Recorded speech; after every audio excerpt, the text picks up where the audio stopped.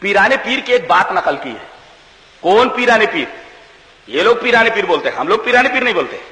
پیرانے پیر تو ہم رسول کو مانتے ہیں, جناب محمد الرسول اللہ صلی اللہ علیہ وسلم, وہ سب پیروں کے پیر ہے. اور غوث الاعظم کون؟ صرف اللہ. یہ ہمارا عقیدہ ہے. پیرانے پیر کون؟ جناب محمد الرسول اللہ صلی اللہ علیہ وسلم, تمام پیروں کے پیر جی. اور غوث الاعظم کون؟ جناب محمد الرسول اللہ صلی اللہ علیہ وسلم. ان کی کتاب غنیت الطالبین کی ایک بات پیش کی ہے مولوی نے کہ شیطان نے 7 انڈے دیے. 7 انڈوں میں سے ایک انڈے سے جو بچہ نکلا اس کا نام حدیث تھا. اچھا نام تھا نا, نام. اس کو نحو بھی نہیں آتی مولوی کو, تھوڑا سا گرامر تو عربی کا پڑھ لیا ہوتا جی. ہم تو ہم ہیں, مولوی ہے.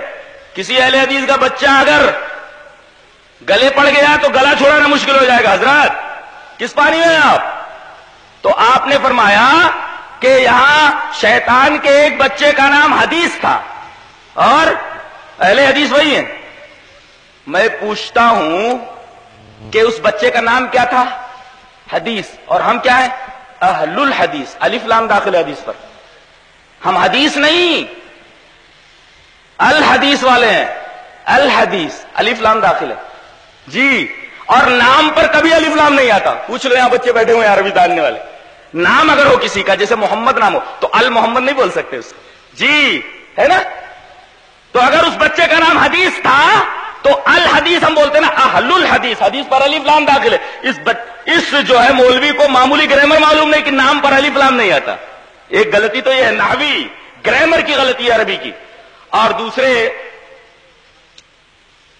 چلو مان لیتے ہیں کہ وہ الحدیث ہی تھا, الف لام داخل تھا.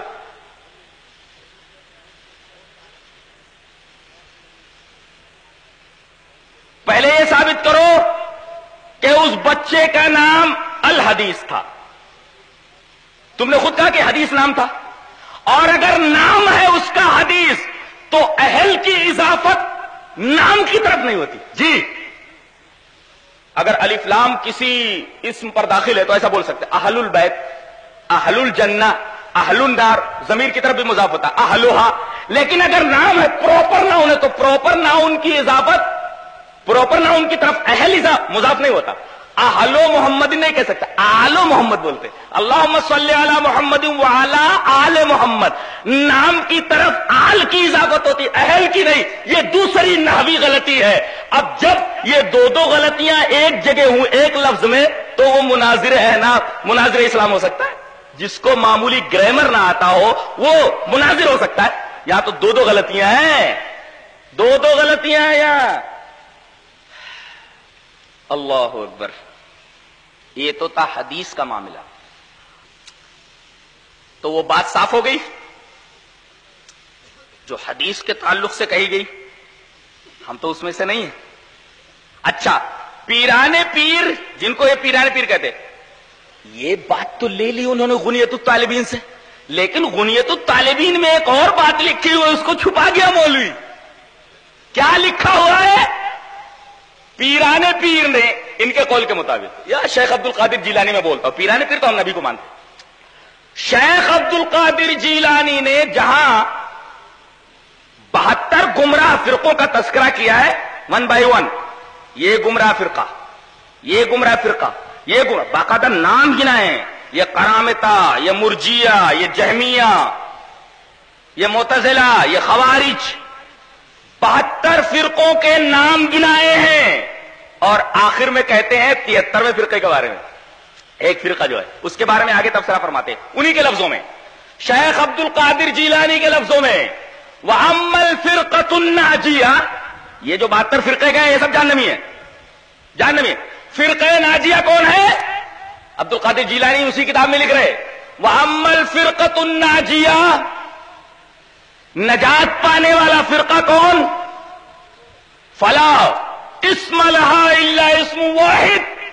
اس کا تو صرف ایک ہی نام ہے اور کوئی نام نہیں. فلا اسم لہا الا اسم واحد.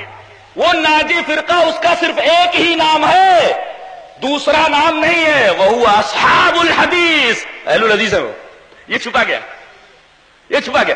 وہ شیطان والی حدیث یاد رہی, شیطان والی بات یاد رہی. اور یہ جہاں ہم لوگوں کا تذکرہ ہے وہ تذکرہ چھپا گیا. دیکھو جی، مرجیہ کو بھی گمراہ فرقوں میں کہا گیا ہے، اور حضرت نے سارے گمراہ فرقوں کا تذکرہ کرنے کے بعد فرقہ ناجیہ کی ڈیفائننگ کی کہ یہ فرقہ ناجیہ کیا نام ہے اس کا؟ فلا اسم لہا الا اسم واحد. اس فرقہ ناجیہ کا صرف ایک ہی نام ہے اور وہ نام ہے اصحاب الحدیث.